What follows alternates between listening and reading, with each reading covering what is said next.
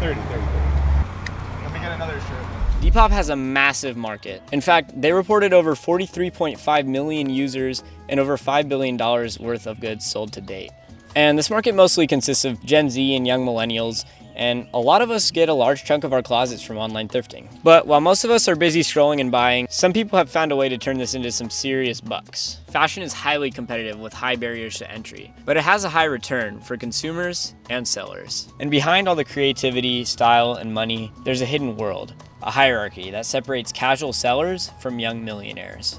And the higher you go up the pyramid, the world becomes smaller, more secretive, and vastly more profitable. We're now entering a world that goes unseen by most people. A world where young entrepreneurs are bringing in the income of a typical entry-level, full-time or part-time job. So today, we will be taking a dive behind the scenes of the online thrifting industry and exploring this hierarchy from bottom to top. Oh yeah, get this.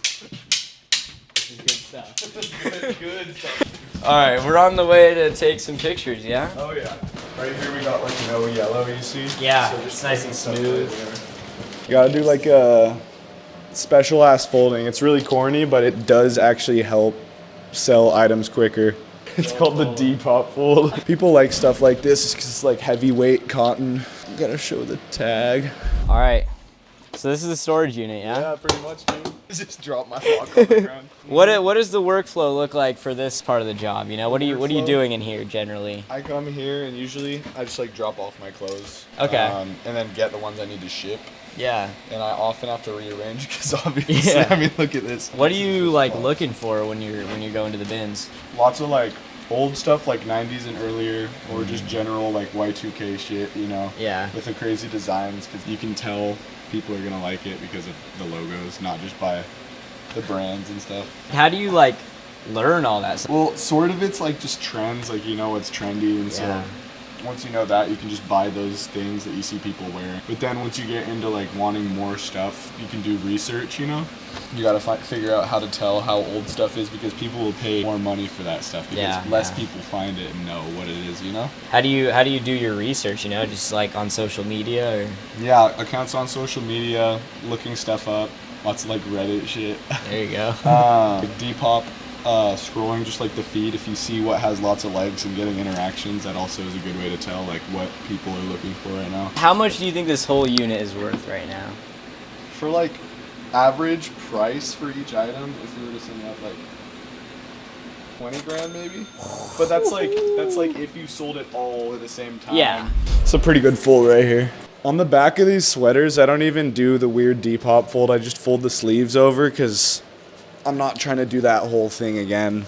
Yeah, I would just do this a lot more, like more full time and focus on it a lot, but I don't think it'll be very profitable when I'm old. I don't know. I'm not sure how long vintage or just used clothing's gonna be popular. But right now it's just like a great side hustle, and I've gained a lot of swag and knowledge from it.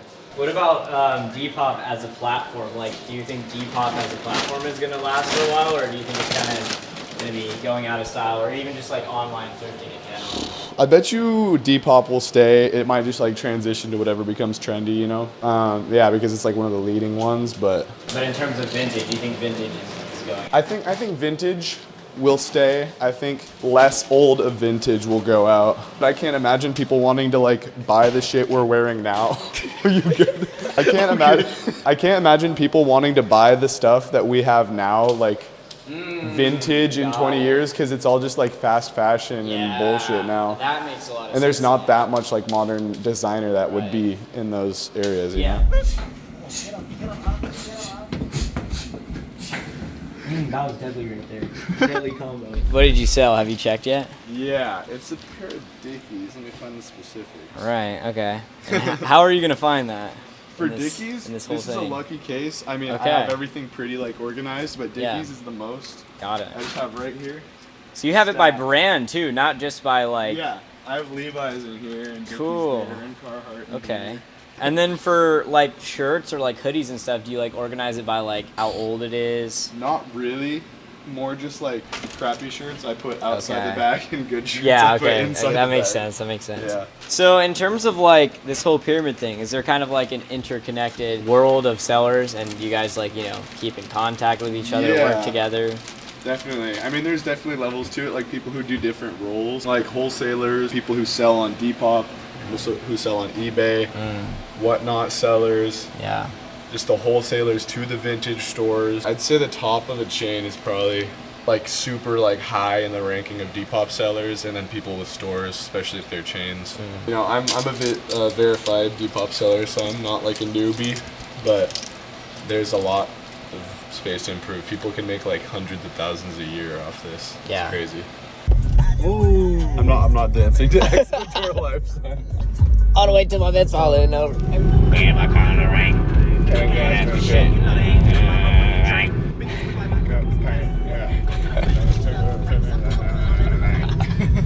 This is going to the video. I'd say there's a high chance I don't walk out of here with anything. What about those, bro? Bro, I wasn't looking. Love. How do you know which one's like the good item? Because you're like going through it so fast. Low-key, you can tell by the feel, like the material, or by the colors. I don't look at like I wouldn't even look at this because of the color or this, because it's just all bad. But I usually look for like black, white, red, blue, and then if I feel it and I can feel it's like not polyester at all, then I'll look at it more likely. My storage unit is like overflowing with shit. Oh yeah. And so I take a bunch of the lower end stuff and I put it in my trunk. Like what I was saying, like the low end dealers, I'll sell like all this shit to like a store for a couple hundred. And then they can move it, and like for me it's still profitable, but then they'll sell it for like $10 a piece. So this is Kane. Yes, sir. How would you describe yourself in the little pyramid, you know?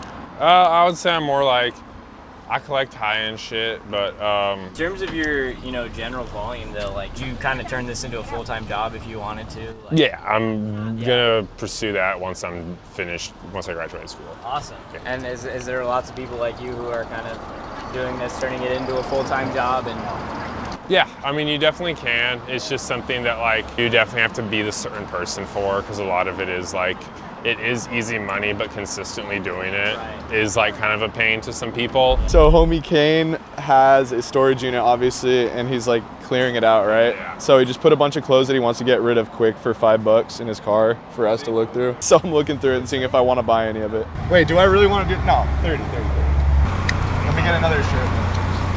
Here, I'll park up then. Bet. Oh, I missed the scat. You got Venmo or cash? so, like, what would you say sets you apart from like lower or even like mid-level sellers? Like, what really sets you apart in your skill set and your income level?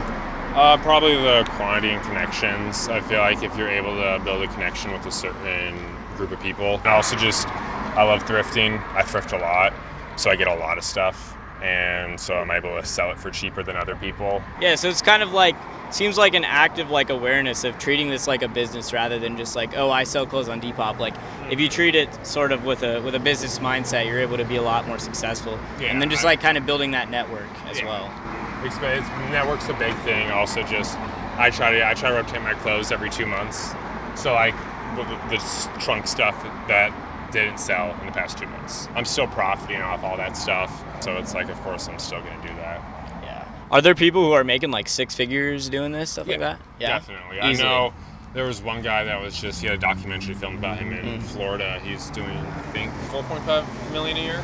That's crazy. And that's like, yeah, I know that's like 0.0001% of the resellers, but Yeah. definitely through sponsorships and like social media and just overall like thrifting, you can easily make 6 figures doing this job. Wow. And is that just something that you can easily make, like getting to your level and then treating it full time, or is that like, is there something that sets those people far apart as well?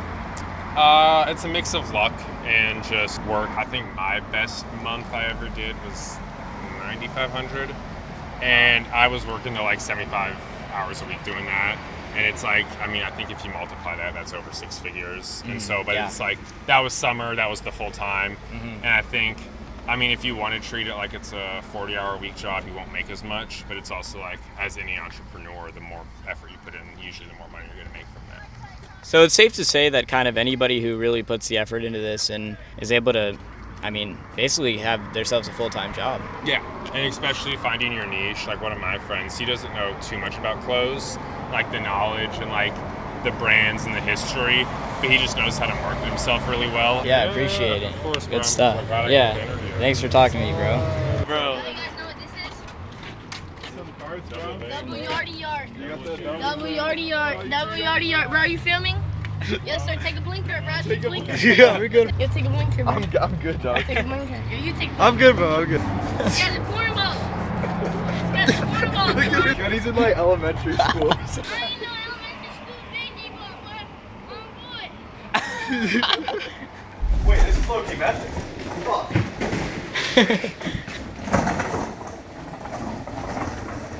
So this is Lucas, bro. What up?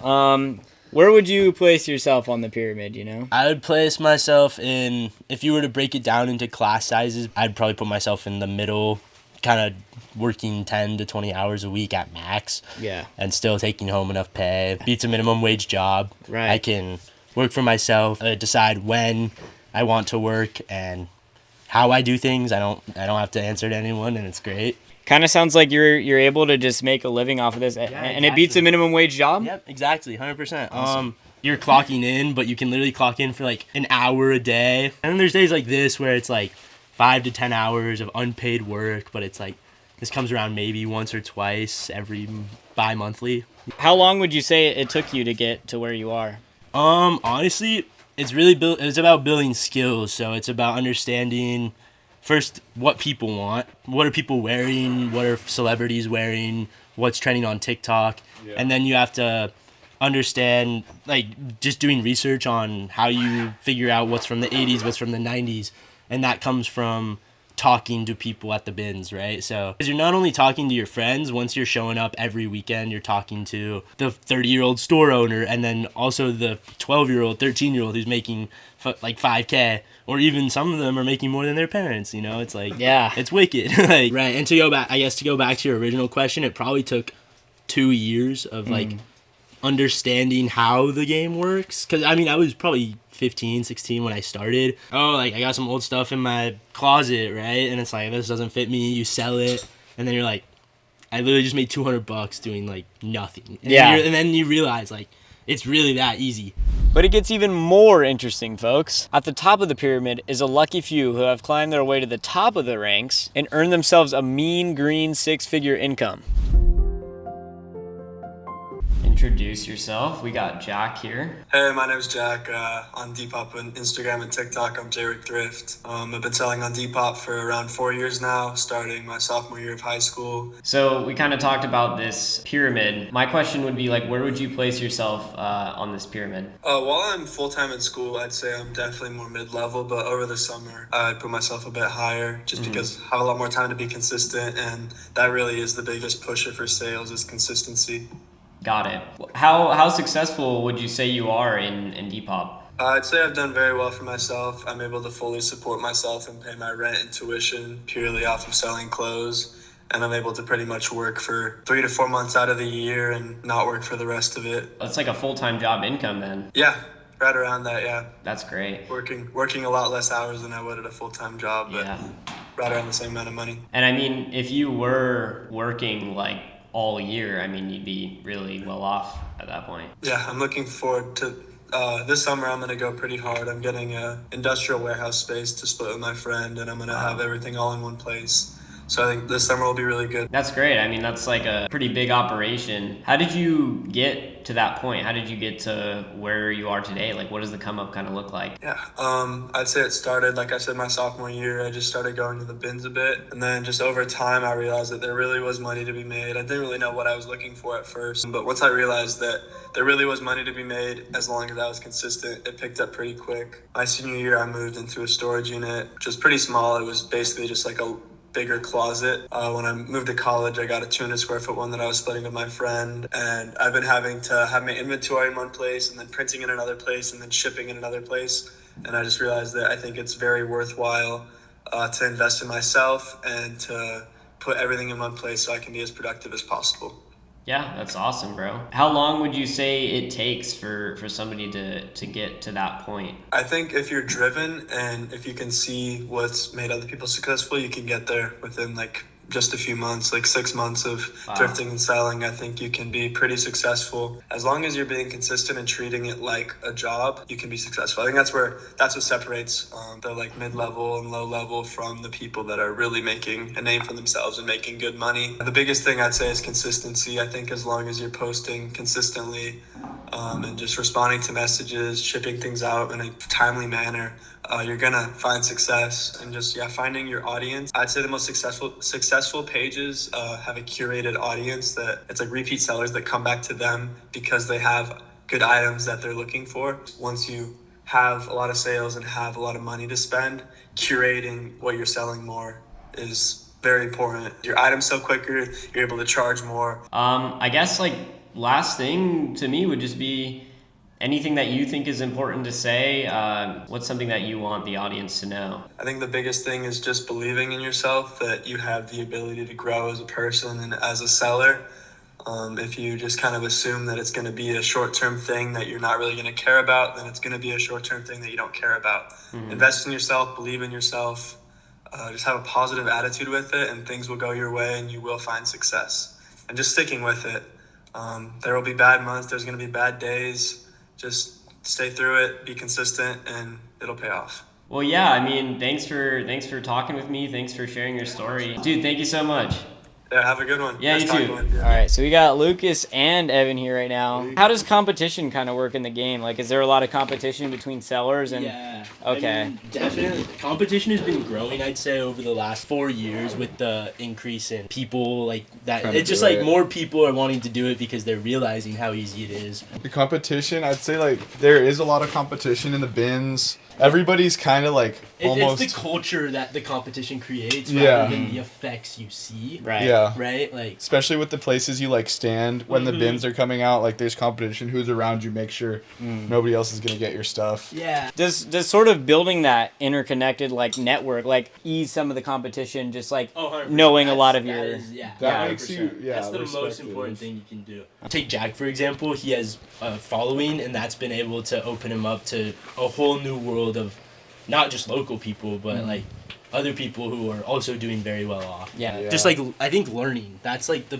thing you have to be good at this. You just have to care about learning. I'd say there's also competition in like who you know though to an extent. Like when it's just Definitely. resellers, like they're kind of intermingled, but like sourcing. Yeah, like the biggest thing is kind of not showing your hand and knowing what to say and when to say it. So being careful about what you're telling other Right. people, you know? Yeah. There's really like kids who are making more than their parents though, and it's like Yeah. because they realize how easy it is to, because especially when you're in high school. Like, what does that require to kind of level up, become the next level of the pyramid?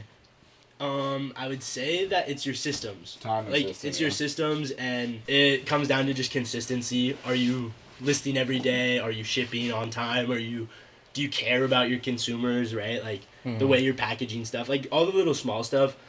Adds But up. yeah, exactly. When you really lock in, because muscle memory, it doesn't really feel like work at that point, because you're literally like the payouts you're getting for the amount of actual like you're really just folding clothes and then putting them in bags. Like when you simplify it, it's like Yeah. that's when it's the mindset you look at it. It's Yeah. like you either look at it as a lot of work or you look at it as something that's really easy. Yeah. What do you guys think the future of Depop looks like? The trend I've been seeing is sub communities like curating their style more and more. But I think just the future of Depop specifically will be whoever can automate their business the best. That's like kind of everyone's main goal is like, how can I save time and be consistent? And technology lets you do all of that. I go to the bins and I'm sitting there and there's a little 15-year-old next to me and I'm like, how much inventory are you moving? And they just like, they don't care about talking about money. They're like, oh yeah, like, I do $7K a month. And I'm just like, What? like those are usually the kids who just like, they realize money can be attained so easily and they grow and they figure their shit out. Like some people do it part-time and some people do it full-time. Some people do it to kill time type shit. Yeah. Like, Yeah, definitely. You can just upscale this to a bunch of different levels based on who Right. you know and where you live. And the coolest thing too is anyone can do this because it's adaptable to your life. Like, you can really do it in whatever way you want. Yeah. Biggest takeaway, it's like you're really just folding clothes, putting them in bags, and running to the post office. It's like, it's that easy. And hurting your back bending over. And taking Right, them yeah, off. I mean, practice some yoga, some stretching, you know, keep the hip flexors loose. Yeah. Appreciate it, guys. Yeah, man, of course. Yes, sir. Thanks, folks. As you can see, the online thrifting industry is an increasingly competitive and lucrative gig. It's crazy to see that such young people can generate a six-figure income simply by dedicating themselves to a simple side hustle. It's honestly inspiring, and it really makes you wonder what sort of fun and interesting tasks you could be dedicating yourself to and maybe making a lot of money from. But yeah, thanks for watching, and hey, maybe if you try something for a week, see if you like it, and see how easy it is, and if you dedicate yourself to it for a while, maybe you'll even make some good cash.